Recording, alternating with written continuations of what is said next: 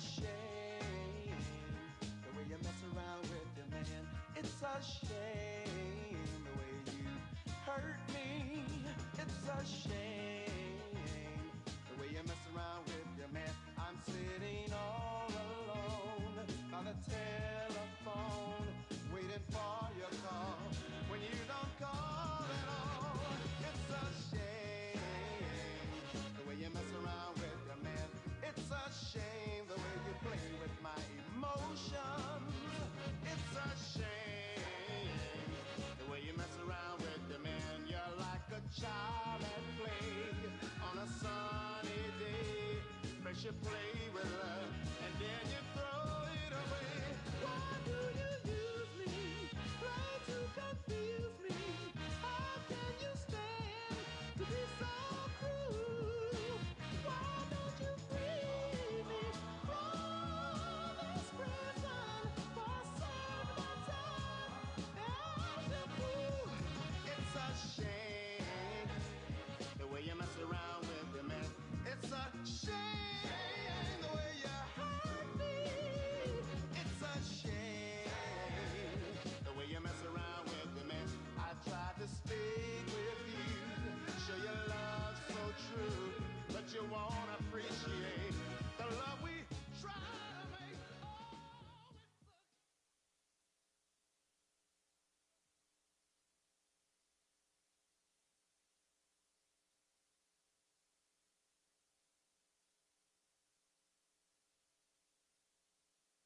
Please welcome the President of the United States, Joe Biden, and the National Association of Counties, President Larry Johnson.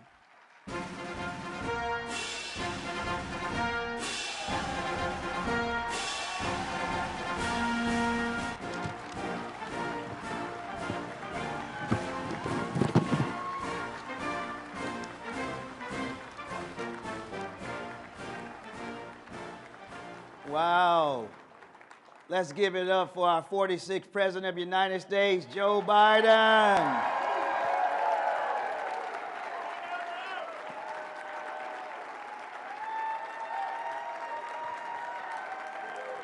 All right. Thank you all so much. It is my great honor to be with our president. He began his public service career in county government, New Council County, Delaware Council. He's community-minded, business-focused, and has a human service heart. He understands county government.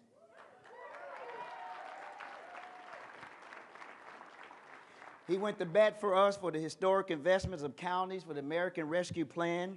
Additionally, he was with us every step of the way for the bipartisan infrastructure plan, $1.2 trillion. Roads, bridges, trails, sidewalk, sewer. He understands counties at the very grassroots level. Thank you, President Biden.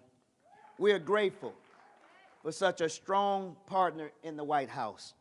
It is my distinct honor to introduce to all of you our friend, the 46th President of these United States, Joe Biden. Thank you.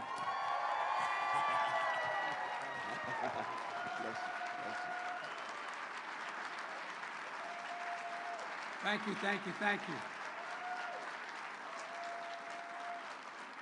Thank you. Folks, my name is Joe Biden, and I used to be a county councilman.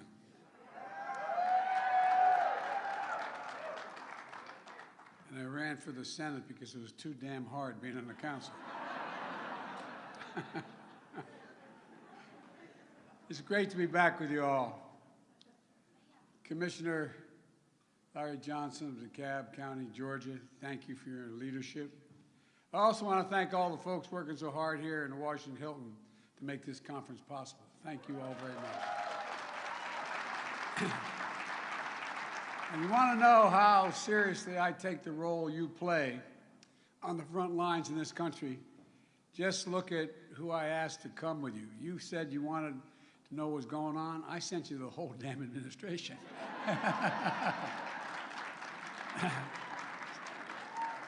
Yeah, secretaries, 3 secretaries, an administrator, Reagan at EPA, Gene Sperling leading the rescue plan implementation, Mitch Landrieu, who's leading implementation of the infrastructure law, and you all know Julie Rodriguez, my director of intergovernmental affairs. And along with a number of other key deputies and leading my economic strategy. Look, I want to recognize my home county executive, Matt Myers, so I can go back home. Matt, thank you. Thank you. Matt's doing one heck of a job, and I'm sure he's told you the story I heard that my time in the county council.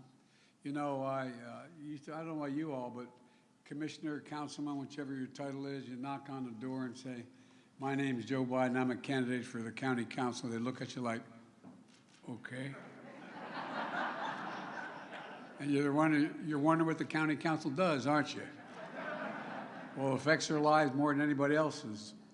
I know it really does. You're involved in everything.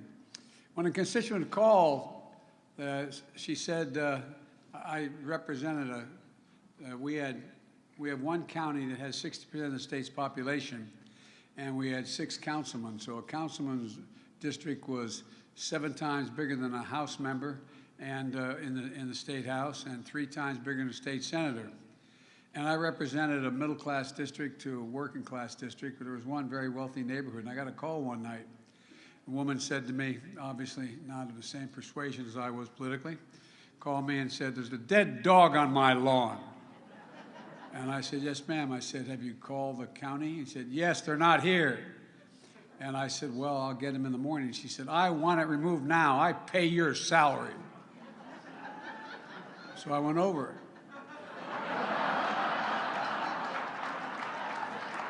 I picked it up. She said, I want it out of my front yard. I put it on her doorstep. But I've gotten much better since then. So know from personal experience how hard the job you have is. People having a phone are not afraid to use that phone. I used to give out my phone number. Can't do that anymore. They don't even allow me to have a phone anymore. But I also know you work often on the basis of what other people, when they've lost faith, they have faith, they lose faith in government, you're there. You represent the front lines of the public service. It's not hyperbole. That's why I was elected. One of the first calls I made was to your board of directors. And I reminded Judge Gary Moore, your past president, that this administration includes the president, vice president, who are both former county officials. And I promise I'll always have you as a partner with us. The partnership was critical when we passed the American Rescue Plan, most significant investment in the country's local governments in American history. And I also inherited a tough situation in 2020, but after an incredibly difficult year, local and state governments have added 448,000 new jobs in 2021, the strongest growth in 20 years. And you know, it's amazing what you all do.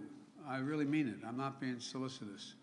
After a year of disruption for our kids, we were able to add education jobs in 2021, more than any other year on record.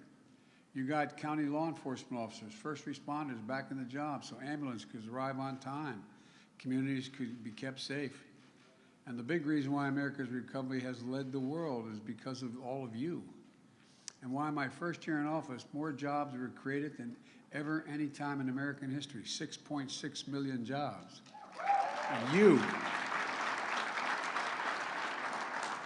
And folks, look, we had the strongest economic growth in nearly 40 years, 5.7% increase in the GDP. The unemployment rate dropped more than any time, any year in American history. Child poverty dropped by 40%, more than any year in American history. And folks, new business applications grew at a faster rate than any year on record.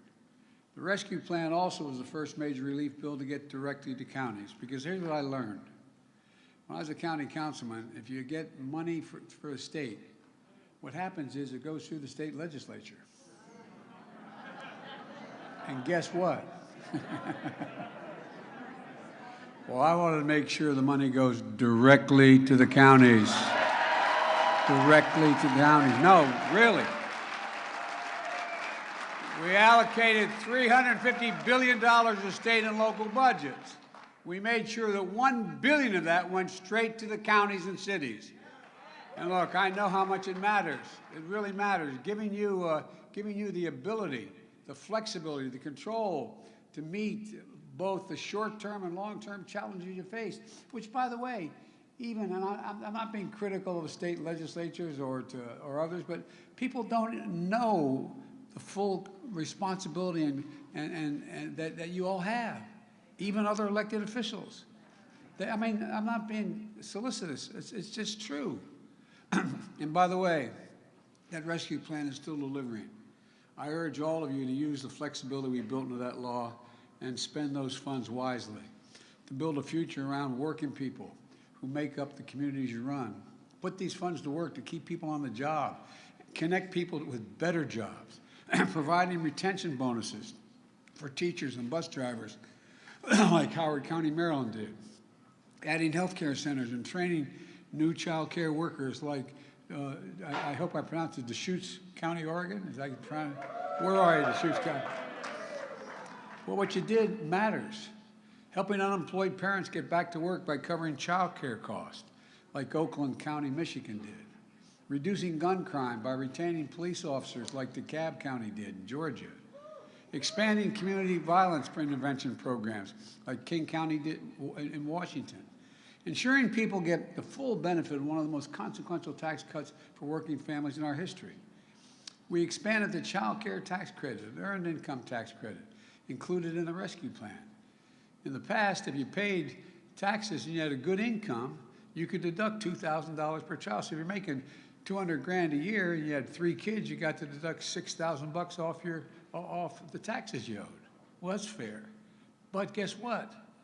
If you're making minimum wage and you had 4 kids, you didn't get anything. It wasn't refundable. You didn't pay $8,000 in taxes. There wasn't what you could you couldn't reduce your taxes. So we made sure it was refundable. Because guess what?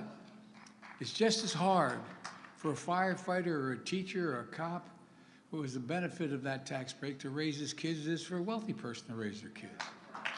No, and by the way, it's not a criticism of the wealthy. It's just that think about it. Think about it. It was well intended originally when the child care tax credit, when the child tax credit existed early on, because you said, well, we got to give a break for raising kids. But I remember it used to drive my dad nuts because we had 4 kids. It was a lot less. It was less than $1,000 then. But you know, if you're making what was $12,000 a year, that was like making 40 now or 50. If you're making that kind of money, you didn't have any taxes you could deduct it from. So there wasn't any benefit for your kids. Look, that's why the American Rescue Plan, we didn't expand the amount. We expanded the amount, but even if we don't expand the amount, middle class tax cut, we made it refundable. So you get paid back what you would have had to pay, and which you got to deduct if you made more money. So the money you go directly into your pocket, help you with your kids. That's why I'm so thankful for counties like Salt Lake County and Miami-Dade County created programs to help lower income folks who typically don't even file taxes because they're below minimum wage or don't have any income, to get the assistance they need, but they have to file in order to get the assistance.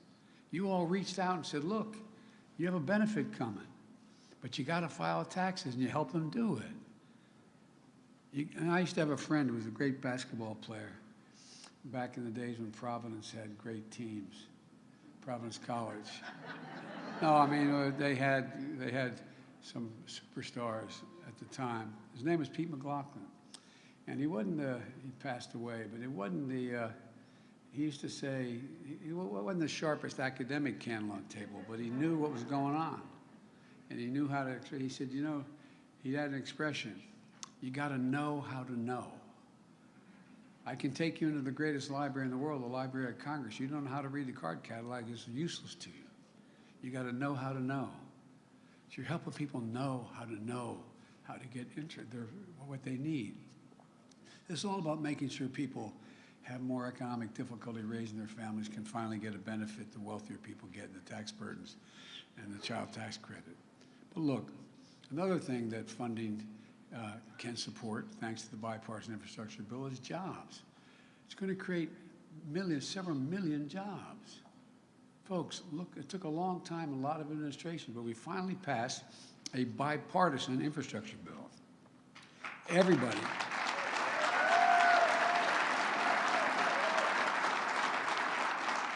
We finally ended Infrastructure Week. We got something done. Everybody knew America was falling behind in infrastructure. After years of dead ends and broken promises, we came together, Democrats and Republicans, and we did something about it. Not only has Infrastructure Week finally arrived, we can look forward to an infrastructure decade. That's what this is for 10 years. Just 92 days after I signed the law, it's already making a tangible difference. We announced billions of funding allocations to put people to work in good-paying jobs, cleaning up rivers in Ohio, chemical plants in Florida, dozens of other sites, bolstering the energy grid with a stronger transmission lines and towers, modernizing bridges like the one I visited in Grafton County up in New Hampshire, where the weight restrictions could force school buses and fire trucks to go 10 miles out of the way to get on the other side of the river. And capping and plugging tens of thousands of orphaned oil wells and gas wells that continue to spew methane, which is a deadly for the environment. Creating jobs as good as the folks who dug those wells in the first place, with the same salaries. This is only the beginning. Hundreds of billions of new investments are on the way. Now it's time for the counties to get ready. You don't have to wait until the projects start. You can use the resources from the American Rescue Plan now. You're going to need welders, pipe fitters, advanced manufacturers ready to take on those jobs. And it takes training to do those jobs well. And that's why union workers are the best in the world, because they actually get the job done cheaper because they don't waste any time. But you can start, I know you all know, but you can start those rescue plan funds now by building pathways to better jobs through union-based apprentice programs and on-the-job training. Like, you know, Maricopa County in Arizona, where they're using American Rescue Plan funds to help young workers develop in-demand technical skills. You know what the county's going to need. Community colleges are doing it as well. Boone County, Campbell County, Kenton County, Kentucky, where you're expanding high-speed internet to nearly 100,000 homes and businesses. You know, how many times did you ride by a McDonald's parking lot in the middle of the pandemic and see people out there sitting, the mom and dad, tying into the network so their kids could do their homework remotely? This is the United States of America, for God's sake. Cook County, Illinois, where you're using rescue plan funds to work with Southland Metals Hub, helping workers prepare to take on manufacturing infrastructure jobs and strengthen the supply chains in the heartland. Rescue plan funds we deliver to your counties. They can help each of you build a strong, diverse workforce you'll need to take on these infrastructure jobs, so that more families can deal themselves in to this booming economy. The truth is, we have an incredible opportunity ahead of us. That's not hyperbole, we really do. We still have a lot of work to do to put together what we've proven, that we can get big things done in this country bipartisanly. And we know the challenges still remain. We're still fighting a deadly virus. We still need more people to get vaccinated and boosted. But thanks to your partnership, we've gone from 2 million people vaccinated when I got elected to 215 million people vaccinated.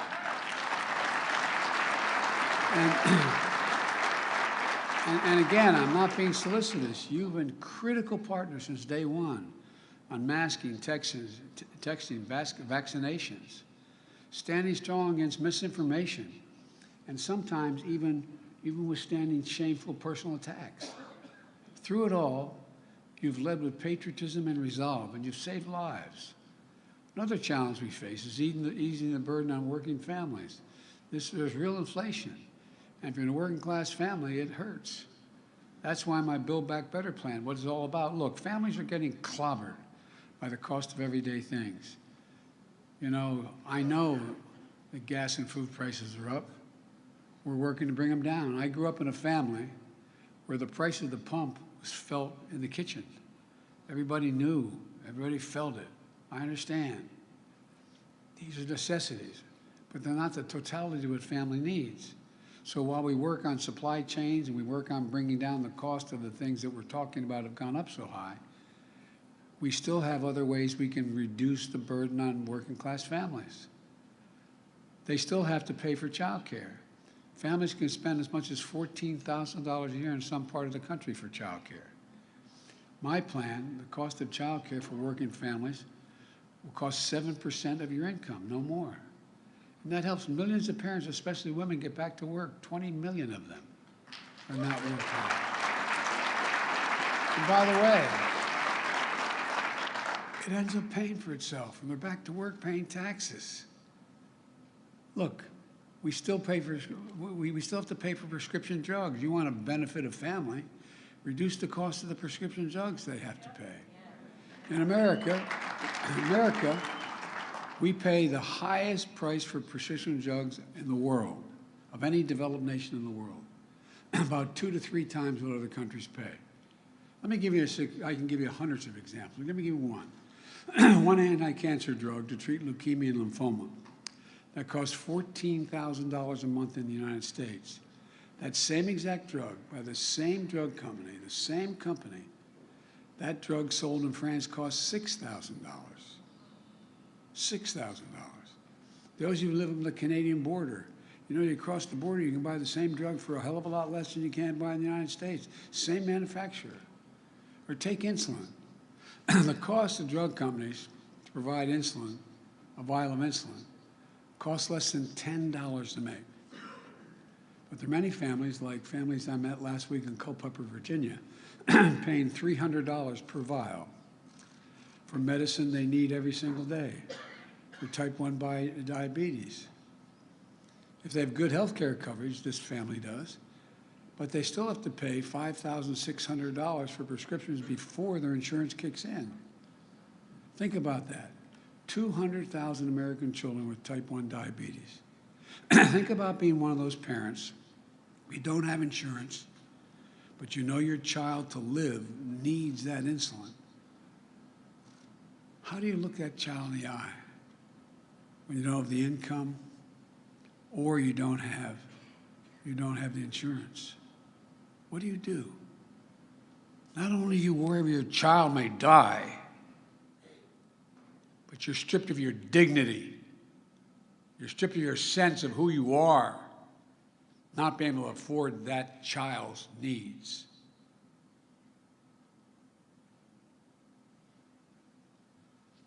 Look, we can cap the cost of insulin at $35 a month. Drug companies will still make money.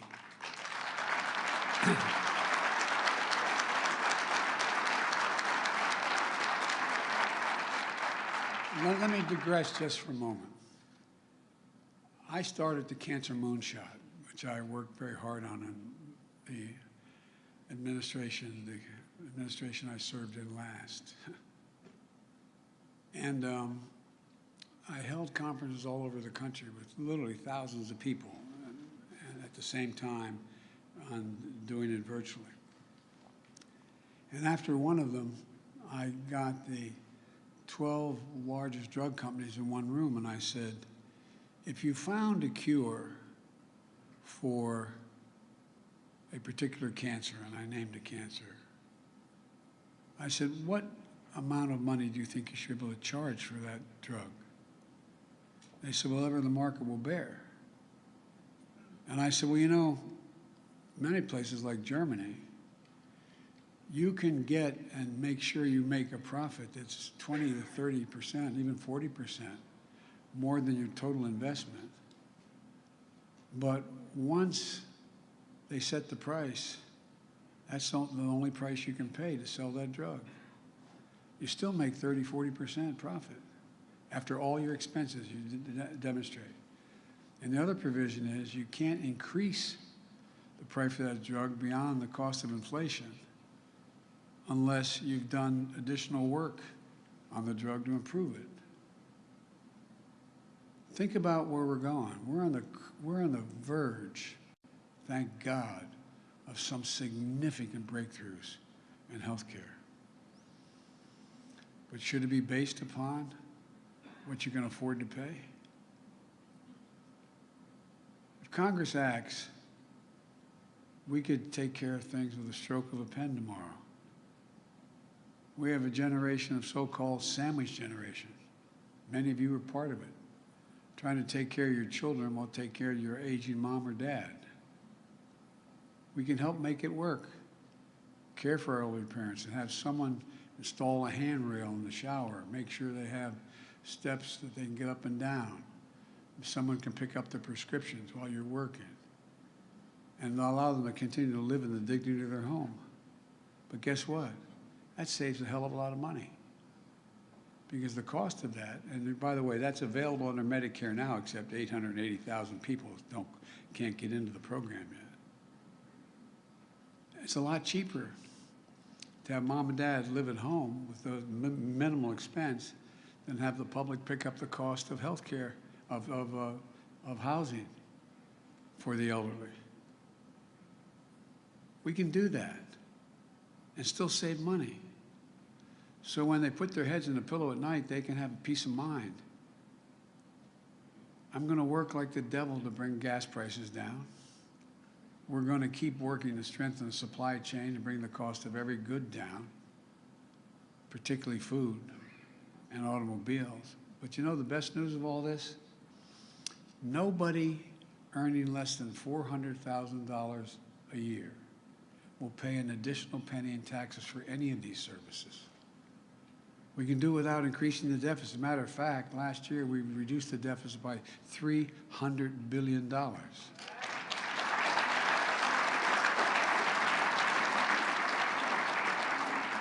by passing the elements of the Build Back Better plan, which reduced the burden on families, I got a letter from 17 Nobel laureates came to me to say my plan will ease long-term inflationary pressures.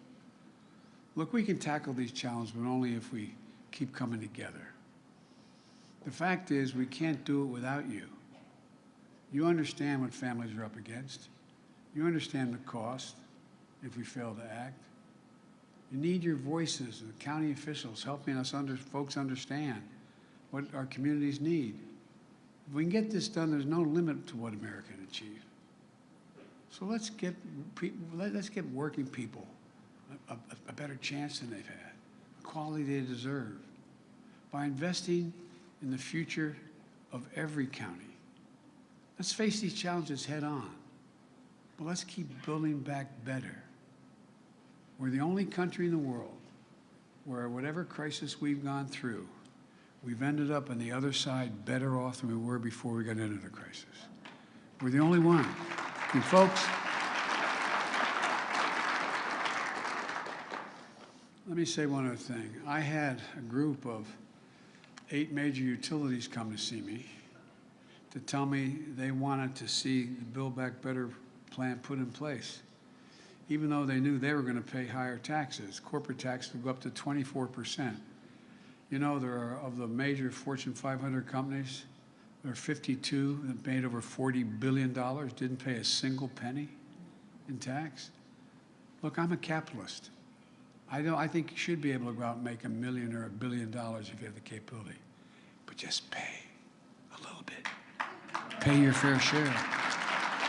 No, I'm serious. I'm serious. And that's why we're getting so much support for the things we're doing. That's why, for example, and it's major corporations coming to us. For example, you ride through some fields in Ohio, and it looks like there's nothing there except beautiful land stretched out. Well, guess what? An outfit called Intel came to me and said, we want to invest $20 billion in those fields, creating 7,600 jobs to build a facility and 3,500 jobs permanent. Average salary of those permanent jobs, $135,000 a year. You know what they're doing? They're going to make computer chips. Because our automobile industry, you know, 1/3 of inflation is a consequence of the cost of automobiles going up. Why are they going up? We invented the computer chip, but we don't make it. We have to get it from everyone from Taiwan to China to other places. Look, we can do this. We can do this by reasserting who in God's name we are. The United States of America.